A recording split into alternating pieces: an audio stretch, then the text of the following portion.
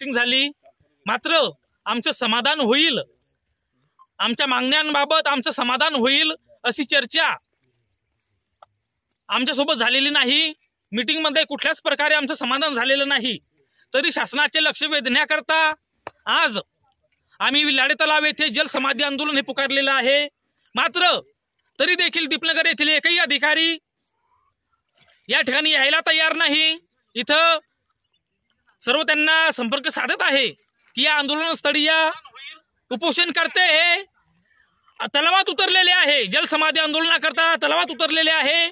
मात्र दीपनगरचे अधिकारी हे जाणीवपूर्वक दुर्लक्ष करत आहे असा आमचा स्पष्ट आरोप आहे।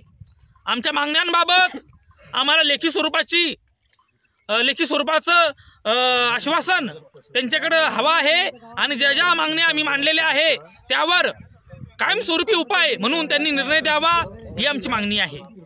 ज्या ठिकाणी मन्यारखेडा येथील ग्रामस्थ यांनी विल्हाडे तलावामध्ये जलसमाधी आंदोलन पुकारले होते, दीपनगर प्रशासन आमच्या मागण्यांची दखल घेत नसल्यामुळे त्रस्त होऊन आंदोलक हे विल्हाडे तलावामध्ये उतरले होते। मात्र दीपनगरच्या अधिकाऱ्यांना आता देखील वारंवार संपर्क साधून ते जाणीवपूर्वक आमच्या मागणीकडे टाळाटाळ करत आहे आणि दीपनगरचे अधिकारी इतकं मोठं या ठिकाणी आंदोलन चालू आहे, जलसमाधी आंदोलन चालू आहे, मात्र या ठिकाणी यायला तयार नाही असं आम्हाला दिसून आलं।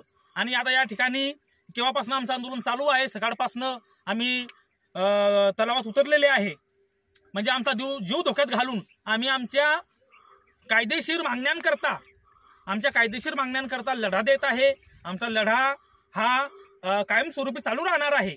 आमचं जे बेमुदत उपोषण आहे हे कायमस्वरूपी चालू राहणार आहे। केवळ शासनाचे लक्ष वेधण्याकरता आज आम्हाला जलसमाधी आंदोलन करावं लागलं, शासनाचं लक्ष वेधण्याकरता। या ठिकाणी वरणगाव येथून आलेले सन्माननीय PSI जैन साहेब, त्यांच्यासोबत आलेले हवालदार कोडी साहेब यांनी आंदोलकांना विनंती केली की या ठिकाणी आम्ही दीपनगरच्या अधिकाऱ्यांशी बोलू, तुमच्या मागण्यांबाबत सकारात्मक अशी चर्चा होईल की तुम्हाला कशा प्रकारे न्याय मिळेल असं आम्ही बोलणं करू।